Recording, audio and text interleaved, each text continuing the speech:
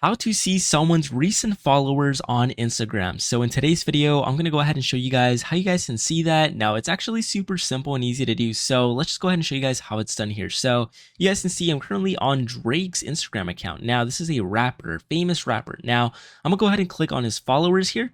Now, once I go ahead and do that, you'll be able to see all of these followers right here. Now, you guys can see I just refresh the page and new people just keep coming in. Now, you can basically see the recent followers. Instagram actually tuned it to actually look like this now. So you'll be able to see all of the newer followers just by clicking the followers page and just refreshing. So these are all the new people that are following right now. Now, if I keep refreshing, you can see that every other second there are people that are actually following. So that's how you go ahead and see recent followers on Instagram, guys. It's super simple and it's super easy. And you could basically do this on your own account or a friend's account and see who has recently followed them. So hopefully you found this video helpful, guys. Hopefully it was informational and hopefully I explained it well as well. So with that being said, please leave a like on today's video, subscribe to the channel, and I'll go ahead and see you guys until next time.